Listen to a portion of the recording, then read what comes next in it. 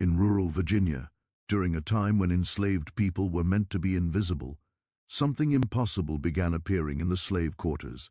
Babies, newborns, who did not look like the others, skin too light, hair too pale, eyes an unsettling shade of green that seemed to glow in the dark. At first, they were dismissed as accidents, curiosities, mistakes of nature. But as the years passed, the pattern became undeniable. These children all shared the same features, and eventually, one horrifying question surfaced: what if they also shared the same father? It began quietly, the way most horrors do, not with screams or violence, but with confusion. On a Virginia plantation where everything was supposed to follow a rigid, predictable order, a child was born who did not fit. The enslaved woman who labored through the night had African features, dark skin, tightly coiled hair, a lineage that traced back through generations of bondage. Yet when the midwife lifted the newborn into the lantern light, the room went still.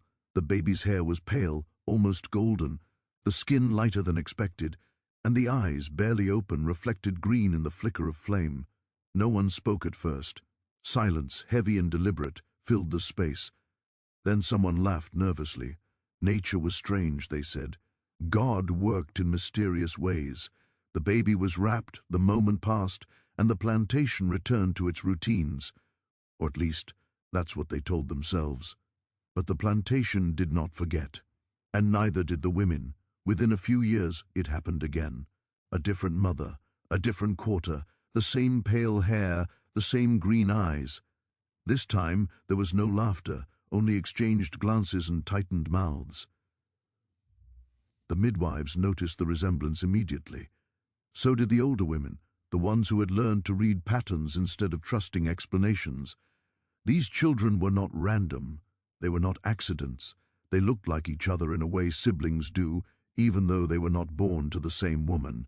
And in a place where bloodlines were tracked obsessively, where the ancestry of enslaved people was catalogued like livestock, this similarity was impossible to ignore. Still, nothing was said out loud.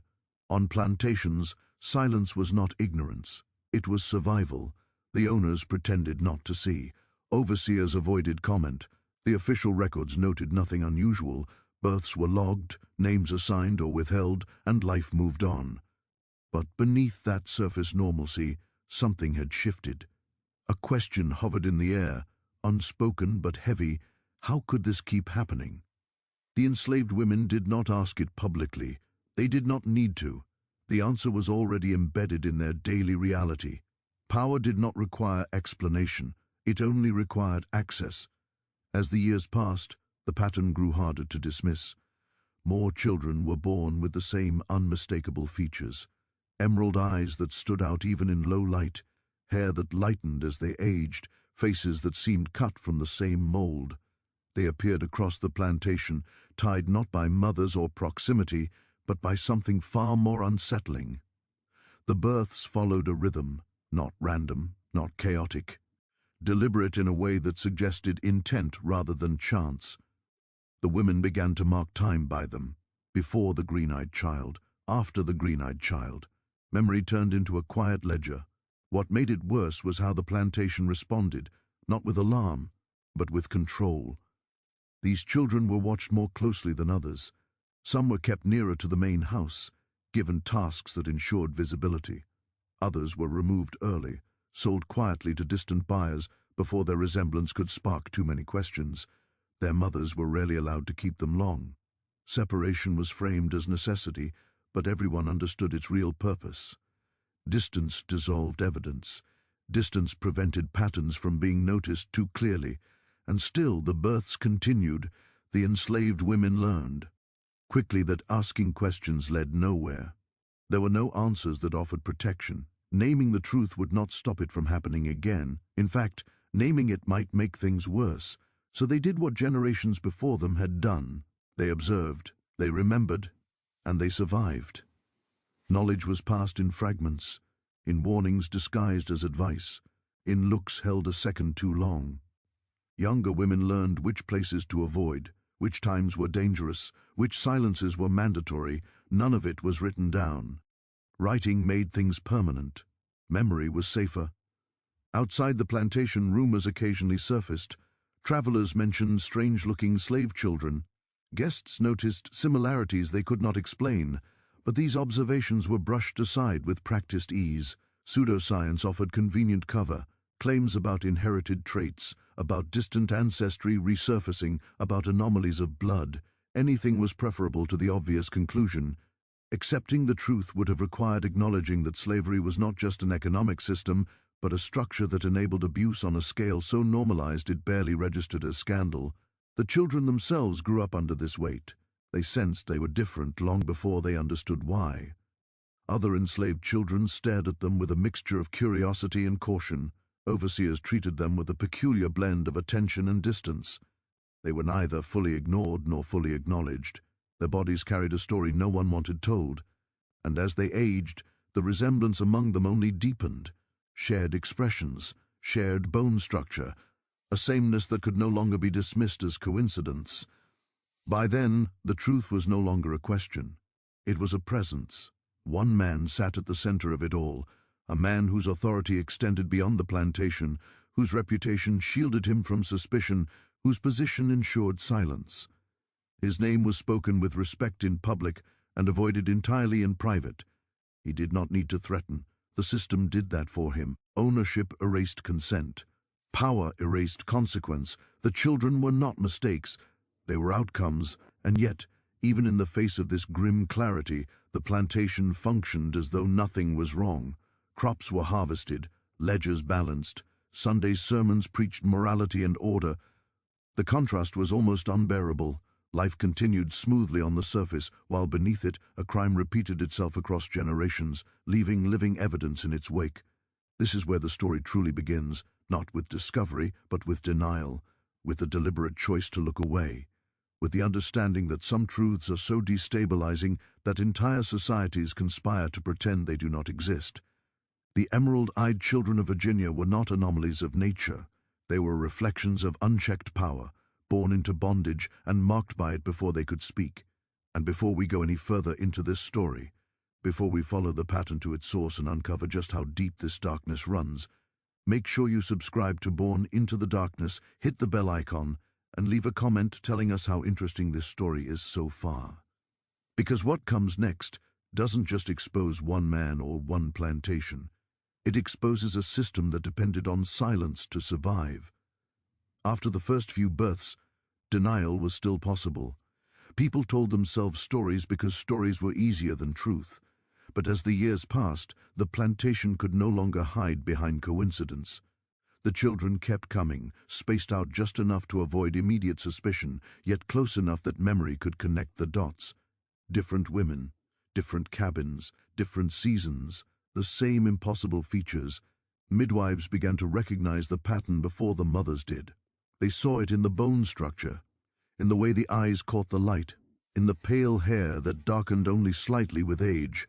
These women had delivered reds of children. They understood variation. This was not variation. This was repetition. And repetition, in a place built on control, always pointed back to power. The enslaved women noticed something else too, timing. The pregnancies followed a rhythm tied not to chance encounters but to proximity. Women assigned to certain duties, certain parts of the estate, certain hours of service were more likely to give birth to these children. Those who worked near the main house, those called inside after dark, those who learned quickly that refusal was not an option and silence was the only shield left to them. The pattern was not just physical, it was logistical. That was what made it impossible to ignore. Nature could not account for scheduling. Quiet conversations began to circulate in fragments, never complete sentences, never direct accusations, just pieces, warnings disguised as advice. Be careful where you're sent. Don't stay late if you can help it. Keep your eyes down. These weren't rules that could be enforced, only suggestions meant to reduce risk. Everyone understood their limits. The system was too large, too entrenched. One woman's caution could not stop what had already been normalized, but even small attempts at control mattered. They were acts of survival in a space where autonomy barely existed. Meanwhile, the plantation owners maintained an air of deliberate ignorance. They did not ask questions because questions demanded answers. And answers, once spoken, could not be unspoken. The record stayed clean. Birth logs remained vague. Parentage was never discussed beyond the mother's name, and even that was often omitted. Bureaucracy became a shield. What wasn't written down officially did not exist. This was not carelessness, it was strategy. The children themselves were managed carefully. Some were kept closer, dressed slightly better, given tasks that allowed them to be monitored. Others were removed quickly, sold to distant buyers under the pretense of economic necessity. No announcement, no ceremony. One day a child was there, the next, gone. Their mothers were rarely told where they were sent. Separation served multiple purposes. It punished the women without naming the crime, and it prevented too many of these children from being seen together. Patterns require proximity. Distance breaks them apart. Still, people remembered. Memory became the only archive that mattered. Older enslaved women remembered the first child, then the second, then the third. They remembered which babies disappeared and which remained. They remembered the similarities no one else wanted to name. These memories were carried not as stories but as awareness, a quiet understanding of how things truly worked beneath the official explanations. Visitors to the plantation sometimes noticed what those within it had learned not to comment on. Guests would remark on a child's unusual appearance, joke about strange coloring, or speculate casually about ancestry. The hosts would smile, redirect the conversation, offer an explanation that sounded scientific enough to satisfy curiosity. Something about recessive traits, something about distant lineage, something vague and authoritative. Most guests accepted these answers without pressing further. To push would have been impolite, and politeness in that society often mattered more than truth, but not everyone was convinced. A few noticed the resemblance between children born years apart. A few wondered why so many of them shared the same pale features. These suspicions rarely traveled far. Even when people sensed something was wrong, they understood instinctively that acknowledging it would implicate them too. Silence spread outward, not because everyone agreed, but because agreement was safer than confrontation. Within the enslaved community, the pattern changed how people moved, spoke, and trusted. Mothers watched their daughters more closely, knowing there were dangers they could fully prevent. Young women learned early that their bodies were not their own. The emerald-eyed children became symbols, not of beauty, but of inevitability, proof that the system would always find a way to take more. As the years went on, the resemblance among the children deepened rather than faded. They grew into adolescents who could not avoid seeing themselves in one another. They noticed shared expressions, similar voices, the same unsettling eyes staring back at them from different faces. Questions formed, even if they were never spoken aloud. Children are perceptive. They sense when something is being hidden from them, and these children lived inside a secret written on their own bodies. No one explained it to them. No one needed to. The truth revealed itself slowly, through exclusion, through the way conversations stopped when they approached, through the tension that followed them into rooms. They learned that their existence was uncomfortable, that they carried a meaning no one wanted to unpack. That kind of knowledge settles deep. It shapes identity. It teaches you that who you are is tied to something shameful in the eyes of the world, even when you don't yet understand why. By this point, the plantation was no longer dealing with isolated incidents. It was managing a legacy in real time, a legacy of abuse disguised as order, a legacy that required constant maintenance to keep from becoming visible, and the effort to maintain it revealed just how fragile the illusion of control really was. Every new birth risked exposure. Every child was evidence. The system could absorb many things, but evidence was dangerous. So the pattern continued, carefully managed, carefully hidden, and quietly devastating. What had begun as something people could dismiss now existed as a reality everyone understood but no one named. The plantation functioned, as all such systems do, by asking its victims to bear the weight of its secrets. And they did, because survival demanded it. But secrets have a way of pressing outward, no matter how carefully they are contained. And as this pattern deepened, it drew everything closer to its source. The question was no longer whether there was a connection. That much was obvious. The question was how long it could remain unspoken, and what would happen when silence was no longer enough. The closer the pattern drew toward its source, the more deliberate the silence became. Everyone knew there was a man at the center of it, even if his name was never spoken in the quarters. He did not need to be named to be understood. His presence was felt in the way people stiffened when he passed, in the way women avoided certain corridors and tasks when they could, in the way conversation stopped mid-sentence when his shadow crossed a doorway. He was a man of standing, of reputation, of unquestioned authority. In public he was described as respectable, educated, even benevolent. He spoke the language of order and morality with ease. He attended church. He hosted guests. He shook hands with politicians and businessmen who praised his management and his discipline. To the outside world, he was proof that the system worked. To those who lived under him, he was proof that it did exactly what it was designed to do. He understood power intimately, not just as force, but as structure. He knew he did not need to explain himself, threaten openly, or justify his actions. The law already stood on his side. Custom reinforced him. Silence protected him. The enslaved women were property in the eyes of the state, their bodies included. That reality removed the very concept of consent from the equation. What happened in the dark did not need witnesses because it did not need permission, and what resulted from it, children with unmistakable features, could be managed after the fact. Sold, hidden, explained away. Power, when wielded patiently, rarely leaves fingerprints. Those who worked closest to him saw more than they ever were. And 2. House servants learned which doors were locked and which were not. They learned which hours were dangerous and which offered brief safety. They learned that proximity brought both privilege and risk, a better meal, a warmer bed, and a far greater chance of being noticed. Being noticed was never a blessing, it was a calculation. Some women tried to make themselves invisible. Others learned that invisibility was not always possible. The system did not ask. It selected. The man himself never acknowledged the children publicly. That omission was intentional. Acknowledgement creates responsibility. Responsibility invites scrutiny. Instead, he allowed others to manage the consequences. Overseers handled logistics, traders handled sales, clerks adjusted records. Each layer of distance insulated him further. By the time a child disappeared from the plantation, his involvement had dissolved into bureaucracy. No single action pointed back to him, only the pattern did. And patterns, without documentation, were easy to deny, yet denial required effort. Visitors could not help but notice the resemblance among some of the children. The pale hair, the green eyes, the facial structure that echoed the man's own features more clearly than anyone wanted to admit. When questions surfaced, he met them with practiced calm. He laughed lightly, offered explanations that sounded informed, recessive traits, strange inheritances, the mysteries of blood. People wanted to believe him. Belief preserved comfort. Disbelief demanded action. Most chose comfort. Within the enslaved community, however, belief was no longer the issue. Certainty had settled in. Women spoke of him indirectly, using phrases instead of names. You know who.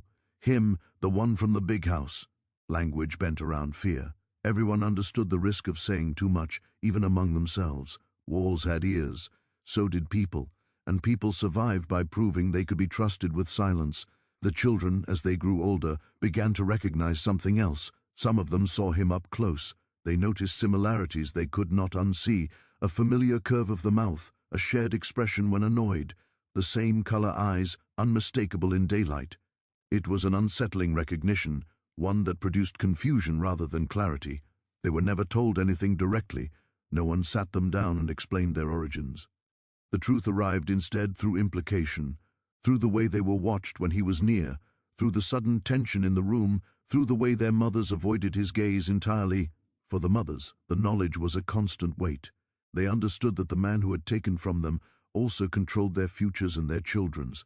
There would be no justice, no confession, no reckoning. The best they could hope for was distance. Some prayed their children would be sold quickly before resemblance deepened. Others prayed the opposite, that their children would remain close enough to be protected, even if that protection was fragile and conditional. Every option carried loss. Every choice was constrained. The system ensured that suffering was unavoidable, only its form could vary. What made the man so dangerous was not cruelty alone, but normalcy. He did not behave like a villain. He behaved like someone who believed the world was arranged for his benefit. That belief allowed him to move through life without guilt. He did not see himself as doing wrong. He saw himself as exercising rights.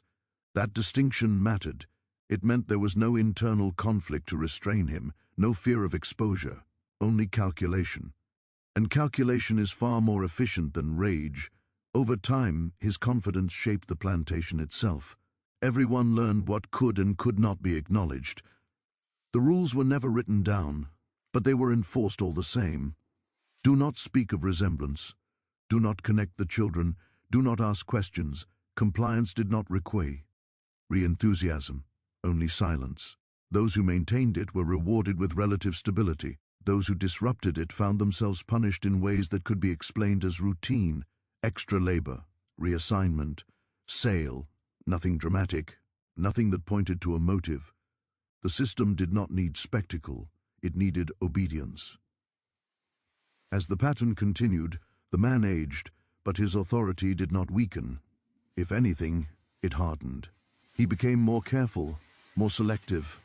The children born later were managed even more efficiently than the first. Some never spent enough time on the plantation to be noticed. Others were absorbed into roles that minimized attention. Each decision reflected an understanding of risk. He was not reckless, he was methodical. That was what allowed the situation to persist for so long. And yet, even methodical power leaves residue. The plantation carried a tension that never fully dissipated. People felt it without naming it. A sense that something fundamental was wrong beneath the polished surface, that respectability itself was a performance, that the man everyone praised carried a secret so deeply embedded in the system that exposing it would unravel far more than one reputation. It would force a reckoning with the nature of slavery itself, not as an abstract institution but as lived reality. This was the truth no one wanted to face, that what was happening was not an aberration. It was an extreme expression of a structure that made such acts possible, repeatable, and profitable. The man at the center was not unique because of his actions. They were vessels, laborers, property. Their emotional attachment was treated as an inconvenience at best, a threat at worst. Yet attachment persisted anyway, because it always does. Mothers remembered every detail. The weight of the child in their arms, the sound of their breathing at night, the color of their eyes catching the morning light. These memories did not fade. They were carried silently, folded into daily labor, into years of endurance. Some women survived by hardening themselves, by refusing to look too closely at their children in the first place. Others could not. There was no correct response. Every choice carried damage. Among the women, a quiet hierarchy of understanding formed. Those who had given birth to these children recognized one another without speaking. A glance held too long, a shared look of warning. They did not need to explain themselves. They had lived the same violation, the same helplessness, the same erasure. Older women sometimes tried to shield the younger ones, offering advice that sounded ordinary on the surface but carried deeper meaning. Stay with others, avoid certain duties, keep yourself busy. None of it guaranteed safety. It only shifted probabilities. The system was too entrenched, too confident, to be thwarted by caution alone. Still, these small acts mattered. They were assertions of agency in a place designed to eliminate it. The children, meanwhile, grew up surrounded by this tension without understanding it fully. They felt it in the way their mothers watched them, with a mixture of fierce love and quiet dread. They felt it in the way adults went silent when certain topics came close. They felt it in the strange combination of attention and distance directed at them by authority figures. They were never beaten more than others, never openly singled out as criminals or troublemakers. Their treatment was subtler. They were managed, observed, evaluated. Their futures shaped quietly by decisions made far above them. Some were taught skills early as if preparing them for removal. Others were kept deliberately unremarkable, their talents discouraged so they would not draw notice. Identity for them became something to be negotiated rather than discovered. As they aged, questions pressed harder. Why did they look like this? Why were there others like them? Why did their mothers never answer directly? Children ask questions until they learn which ones are dangerous. These children learned early. The answers they received were evasive, incomplete, sometimes contradictory. Enough to confuse, not enough to clarify. Confusion served the system well. A confused person is less likely to resist, yet confusion does not erase curiosity. It only pushes it inward. Some of these children began to piece things together on their own, noticing the resemblance not just to one another, but to the man they saw at a distance. Recognition arrived slowly, like something rising through water. When it did, it brought not relief, but a new kind of isolation. To know the truth without being able to speak it is its own form of captivity. For the mothers, watching this realization dawn in their children was another layer of suffering. They could not protect them from it, they could not deny it convincingly, and they could not confirm it without risking everything. Silence, once again, was the only option allowed. Over time, some women were sold away, their children left behind or taken elsewhere. Others died without ever seeing their children grown. The plantation absorbed these losses without pause. Labor was replaced, records updated, life continued. This was the cruelty that defined the system, not just violence but continuity, the ability to inflict harm and move forward as if nothing had happened. The mother's pain did not disrupt production, it did not affect profits, it existed only in the shadows, where it could be ignored. And yet, that pain accumulated. It shaped how people related to one another. It deepened mistrust. It created an undercurrent of awareness that something fundamental was wrong beneath the plantation's orderly surface. Even those who tried not to think about it felt it. The system demanded silence, but silence did not mean acceptance. It meant endurance. And endurance, over time, carries its own quiet power. The mothers endured not because they believed the system was just, but because survival required it. They carried their memories forward, even when their children were taken from them. They held on to names no one else would say. They preserved truth in the only place it could survive, inside themselves. That truth did not change their circumstances immediately. It did not stop the pattern, but it prevented the lie from becoming complete. And as long as the lie was incomplete, the system was never as stable as it pretended to be. As the years passed, the secret refused to stay contained within the plantation's boundaries, no matter how carefully it was managed.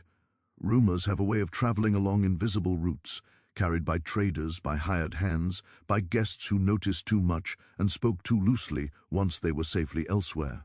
At first, these whispers were vague, almost playful, framed as curiosities rather than accusations.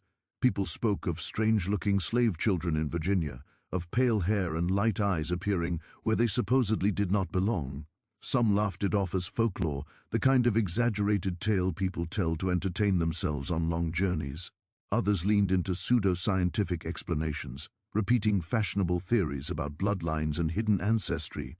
These explanations were not meant to discover truth, they were meant to neutralize it. By turning something horrifying into something academic, society made it safe to discuss without ever challenging the system that produced it. Plantation owners across the region heard these rumors and recognized the danger immediately, not because they were shocked by the behavior implied, but because they understood how easily such stories could shift from curiosity to condemnation if handled poorly. So an unspoken agreement took shape among the powerful. These stories would be acknowledged only enough to be dismissed. No investigations, no public concern, no names. Silence once again became a collective strategy. When visitors arrived at the plantation and noticed a child who looked unusual, the response was rehearsed and smooth. A laugh, a shrug, a confident explanation rooted in supposed science or distant lineage. Most guests accepted this without resistance, because accepting it allowed them to remain morally comfortable. To press further would have meant admitting that the entire structure of slavery enabled sexual violence as a routine protected act. That realization was far more unsettling than any rumor. Even clergy, who occasionally noticed the resemblance, chose not to see it clearly. Sermons continued to preach order, obedience, and divine hierarchy, never questioning how that hierarchy was enforced. Morality, in this context, was flexible, rigid when applied to the enslaved, elastic when applied to those who owned them. Outside the plantation, the legal system offered no path forward even if someone had dared to speak. Enslaved women could not testify against white men. Children born of these violations were legally property, not evidence. The law itself was designed to ensure that even the most obvious abuses left no actionable trace. This legal silence reinforced the social one. People learned that knowing the truth did not grant power, it only increased risk. So the rumors remained just that, rumors, floating at the edges of public awareness without ever solidifying into accusation. Meanwhile, the plantation adjusted its practices in response to this growing external awareness. The most visibly similar children were removed earlier than before. Sales were arranged quietly, often through intermediaries who asked no questions. Some children were sent far enough away that their origins dissolved into anonymity. Distance became another layer of erasure. For those who remained, their lives were shaped by careful management. They were discouraged from forming close bonds with one another. Their movements were subtly controlled to prevent them from being seen together too often. The goal was not to eliminate them, but to fragment the pattern they represented. Fragmentation made denial easier. Within the enslaved community, awareness of the outside rumors produced a complicated response. On one hand, there was fear. If outsiders were noticing, exposure felt closer. On the other hand, there was a grim sense of validation. The truth was not confined to their suffering alone. Others could see it, even if they refused to name it. That knowledge mattered. It meant the lie required constant maintenance, constant explanation, and anything that requires that much effort is never as solid as it claims to be. Some enslaved people quietly hoped that one day the rumors would reach someone willing to listen differently, someone for whom the story would not be a curiosity, but an indictment. That hope was faint, fragile, and often unspoken, but it existed nonetheless. The man at the center of it all was aware of these whispers, though he never acknowledged them directly. His response was not panic, but refinement. He became more cautious, more deliberate. He reduced his visibility where it mattered and increased it where it protected him. Publicly, he doubled down on respectability. More charitable gestures, more appearances in polite society, more visible alignment with moral authority. This was not coincidence. Reputation became his armor. The better known he was as a man of principle, the less believable the rumors would seem. Society prefers its villains obvious and its leaders clean.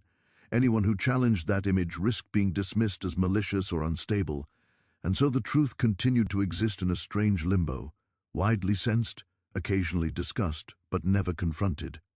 The children grew into this atmosphere of partial recognition.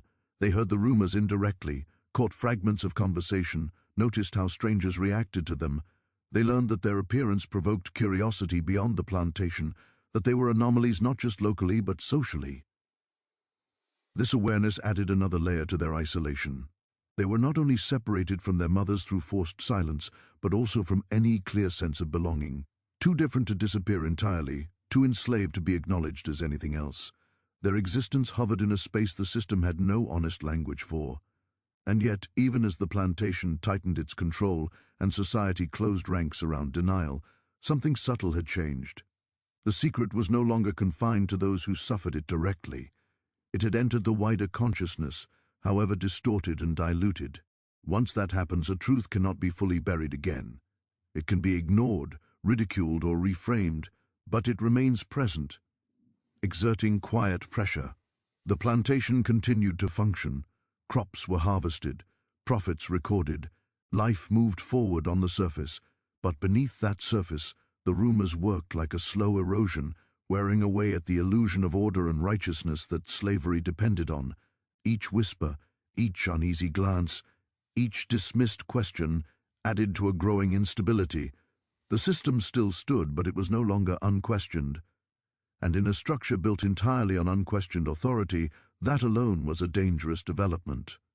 As the rumors circulated and the plantation refined its methods of concealment, the children themselves grew into the most complicated phase of the story. Childhood had allowed for ambiguity, adolescence did not.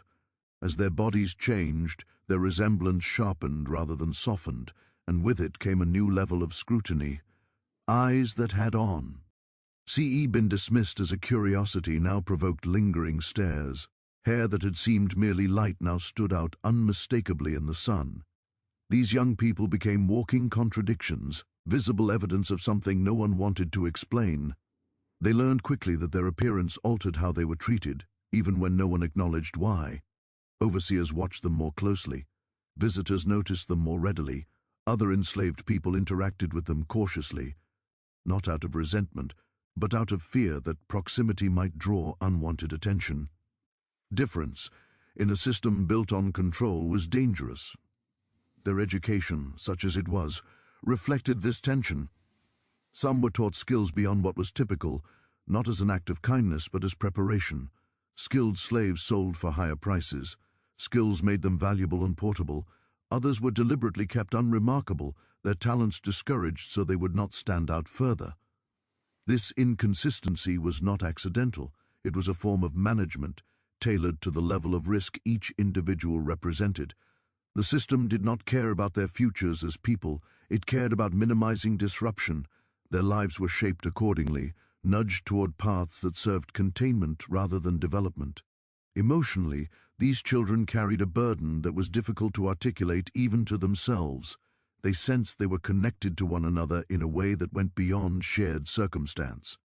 When they crossed paths, there was often a moment of recognition, an unspoken awareness that they were alike in ways that mattered. Some tried to avoid one another, instinctively understanding that grouping together would invite scrutiny. Others gravitated toward each other quietly, seeking a sense of familiarity they could not find elsewhere. These connections were fragile, easily broken by reassignment or sale, but while they lasted, they offered a rare feeling of being seen. Questions about identity pressed harder as they grew older. Who am I? Where do I come from? Why do I look like this? These questions are natural for anyone, but in their case, the answers were actively withheld. Mothers deflected gently. Elders changed the subject. Authority figures offered nothing but vague half-truths. Over time, the children learned not just that answers were unavailable, but that seeking them openly was dangerous. Curiosity had to be contained, just like everything else. The result was an inward turn. They began to construct their own explanations, piecing together clues from observation and intuition. Many reached conclusions they never spoke aloud. Silence once again became a survival skill. The psychological cost of this silence was immense. To suspect the truth and never hear it confirmed is to live in a constant state of uncertainty. Some internalized shame they could not name, assuming their difference was a personal failing rather than evidence of wrongdoing by others. Others felt anger but had nowhere to direct it. The system offered no language for injustice, only obedience. That anger turned inward or dissipated into resignation. A few learned to detach entirely, to treat their own lives as something happening at a distance. Detachment, in that context, was not apathy, it was protection. As they entered adulthood, the choices available to them narrowed further. Marriage within the enslaved community was complicated by their perceived difference. Some were seen as desirable for their lighter features, others avoided for the same reason.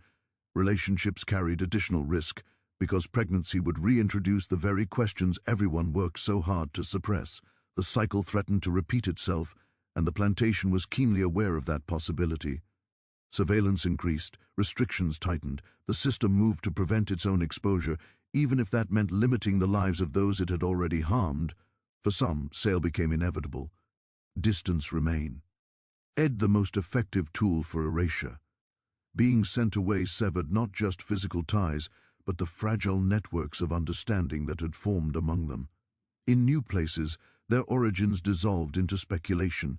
They became isolated anomalies rather than parts of a pattern. This fragmentation was intentional. A single unusual person could be explained away. A group could not. The system understood this distinction well. Those who remained faced a different fate. They lived under the constant awareness that they were reminders of something unresolved. They were tolerated, managed, but never fully integrated. Advancement was limited. Autonomy was constrained. Their presence was allowed only so long as it did not disrupt the broader illusion of order. They learned to measure themselves carefully, to speak less, to draw as little attention as possible. Visibility had never brought them protection, only risk. Meanwhile, the plantation itself aged alongside them. The man at the center grew older, his direct involvement diminishing but his influence intact. He did not need to act anymore. The system he had shaped continued to function on its own, enforcing the same silences, reproducing the same outcomes. Even in his absence, the pattern held. That continuity was perhaps the most disturbing aspect of all. It revealed that the harm was not dependent on one individual alone. It was embedded in the structure itself. The children, now adults, understood this on an intuitive level. Even if the man were gone, the truth of their existence would not suddenly be acknowledged. There would be no confession, no apology, no recognition. The system had already moved past the need for those. It had absorbed the evidence and adapted. That realization brought a particular kind of grief, not just for what had been taken from them, but for the impossibility of closure. And yet, something subtle persisted. Despite everything, these individuals carried knowledge the system could not erase. They knew, even if only inwardly, that the stories they were told about order, morality, and hierarchy were incomplete. They knew that respectability could coexist with brutality, that silence could be enforced without force, that power could hide in plain sight. This knowledge did not free them materially, but it changed how they understood the world. Awareness, once formed, does not disappear easily. Some pass this awareness on quietly, in the same fragmented ways their mothers had before them. A warning here, a look there, a refusal to fully believe what authority claimed. These were small acts, almost invisible, but they mattered.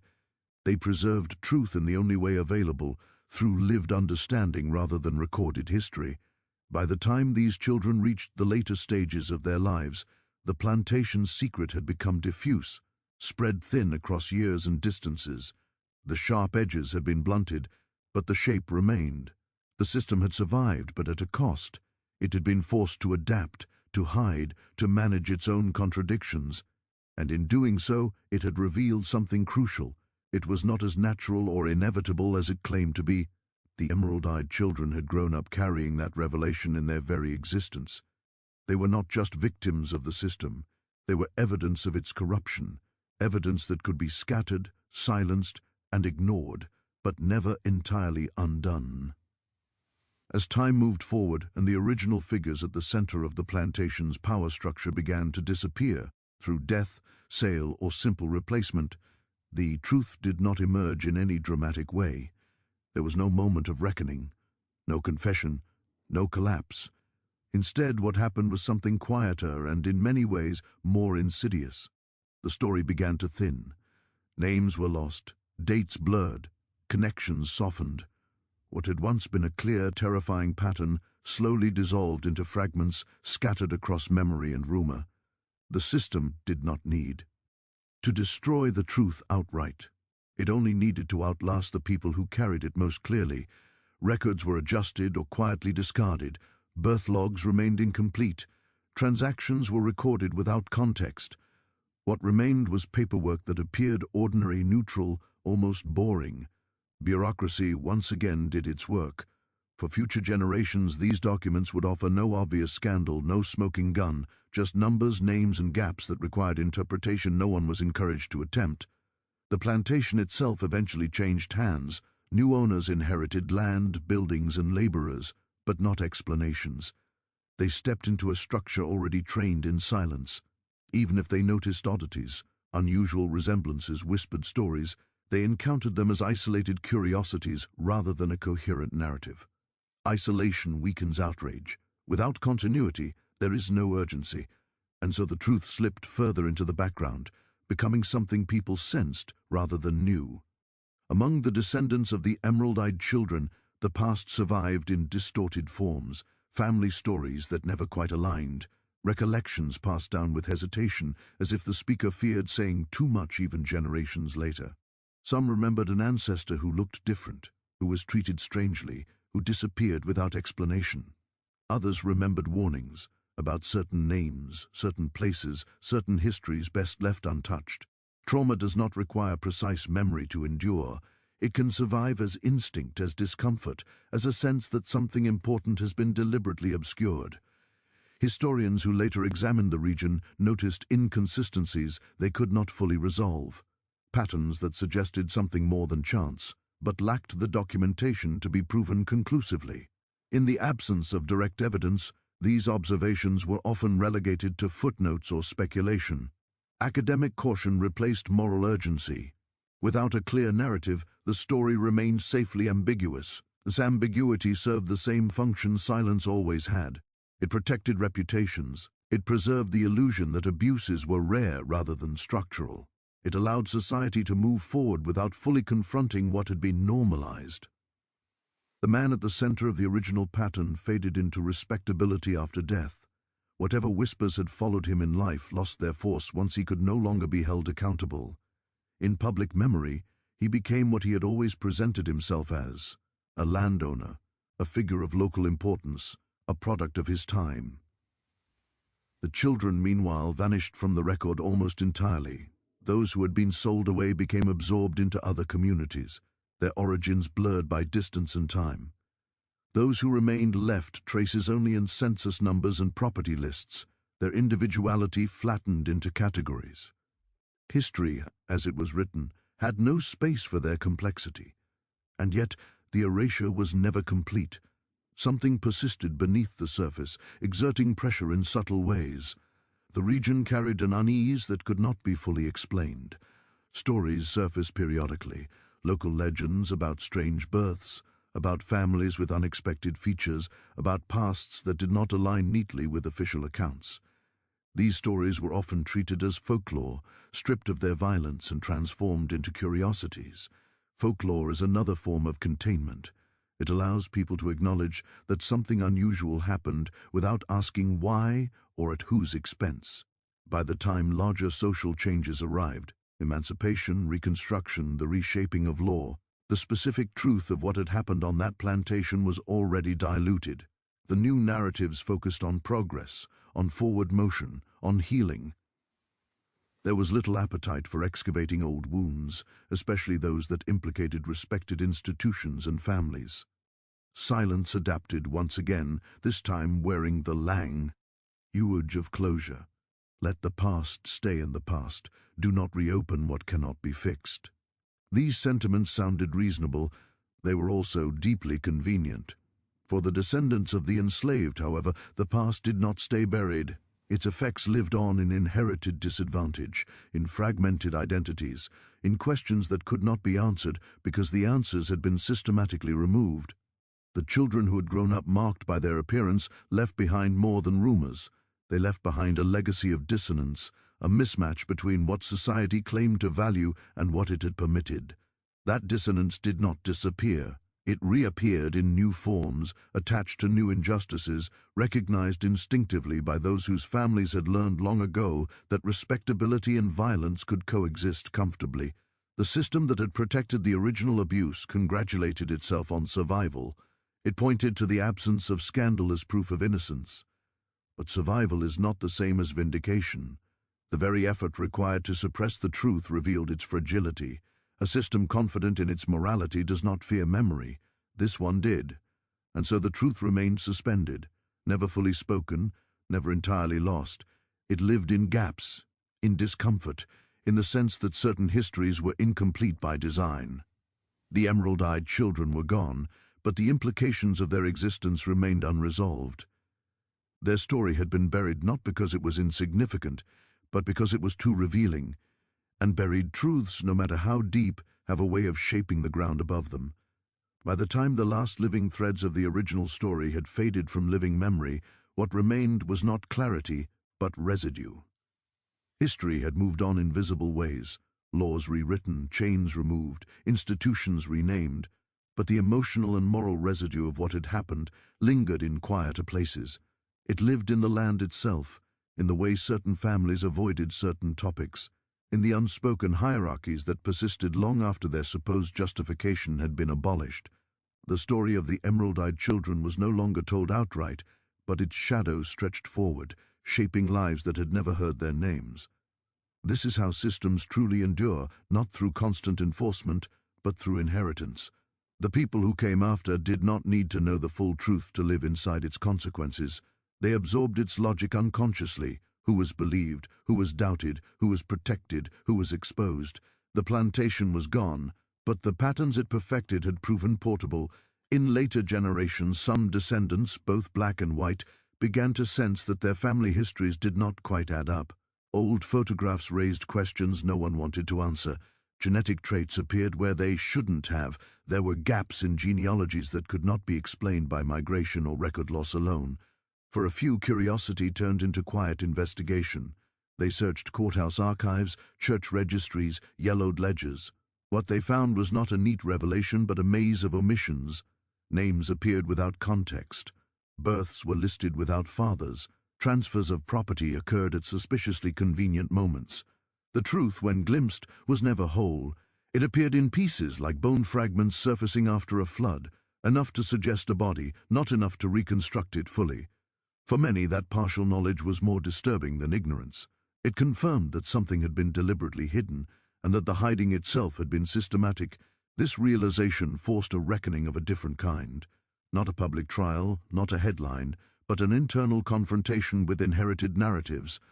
Families that had long told themselves stories of honor and tradition were faced with evidence of exploitation woven directly into their lineage. Others, whose ancestors had lived with the consequences rather than the power, confronted a different pain, the understanding that their fragmented histories were not accidental, but engineered. That fragmentation had been a tool. Knowing this did not restore what was lost, but it reframed the loss. Silence, once mistaken for absence, was revealed as presence under pressure. In the broader cultural landscape, stories like this one struggled to find space. They were too complex for simple morality tales, too unsettling for celebratory histories. They did not fit neatly into narratives of progress or redemption, and so they were often softened, generalized, or pushed to the margins. When acknowledged at all, they were framed as anomalies rather than indicators. But anomalies do not require systems to function. This story did. It required laws, customs, economic incentives, and collective agreement. That is what made it dangerous, not because it was unique, but because it was ordinary within its context. The emerald-eyed children were not a mystery of nature. They were the predictable outcome of power exercised without accountability. What makes this story endure is not the shock of its details, but the familiarity of its mechanisms, the way authority cloaks itself in respectability, the way institutions prioritize stability over justice, the way silence is framed as maturity, discretion, or peace. These mechanisms did not disappear with the end of slavery. They adapted. They found new language, new justifications, new targets. And those who carry the memory of having once been erased recognize these patterns quickly. History, for them, is not distant. It is instructional. In recent years, as conversations about historical truth have become more visible, stories like this have begun to surface again, not fully, not comfortably, but insistently. Each fragment recovered challenges the idea that the past is settled.